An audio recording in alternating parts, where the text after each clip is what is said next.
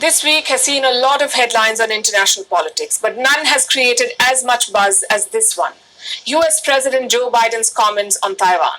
He said the cat among the pigeons with this one. Biden said America will militarily defend Taiwan if China invades. Now there's a debate on whether it was a gaffe or an intentional comment. Biden's team says it was not part of the talking points given to him, and that's the thing with being a president. All your comments are weighed, debated, and vetted by a team. Well, this one was apparently not. So Biden's advisors are said to have been completely taken by surprise. And we know what followed. The White House dispatched a cleanup crew. They tried to spin Biden's statements. They offered a clarification. They said that the US remains strategically ambiguous about Taiwan, no change in policy. But China is having none of it. It is retaliating. The Chinese military is organizing drills around Taiwan, and this is a very serious escalation, something that could even lead to a conflict. China is making threats. Last night they released a statement. This is what it says. It is hypocritical and futile for the United States to say one thing and do another on the Taiwan issue and frequently encourage and support Taiwan independence forces. China now says America is colluding with Taiwan. It has called the statement a solemn warning, and it is conducting military exercises. China has not shared the specifics, but some details have emerged. The drills will be in the waters and airspace around Taiwan. This means China will use warships and fighter jets. Beijing says it wants to combine combat readiness patrols with actual combat drills. And that sounds like preparation for an invasion.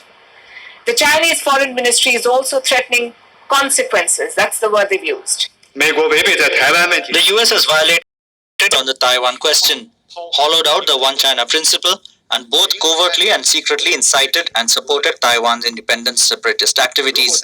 If it carries on down the wrong path, it will not only cause irredeemable consequences for the China-US relationship, but also eventually incur an unbearable cost to the US. Remember, Beijing has been stepping up incursions near Taiwan. They began the moment Joe Biden arrived in South Korea. On that day, 14 Chinese aircraft breached Taiwan's air defense zone.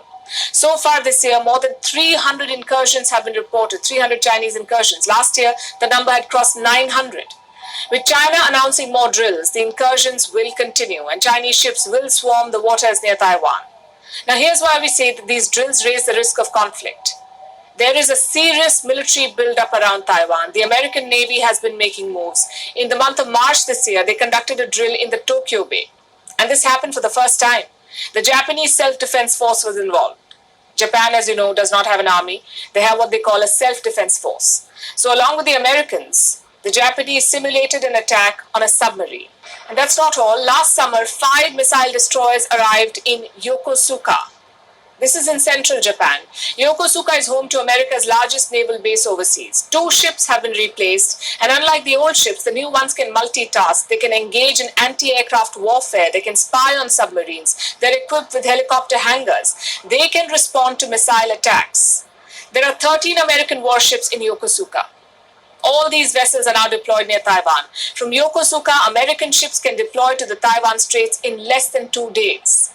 The Americans are also training the Taiwanese forces. They want Taipei to adopt Ukraine's playbook. Study what worked for the Ukrainian forces against Russia. Take lessons and use the same tactics if the Chinese invade.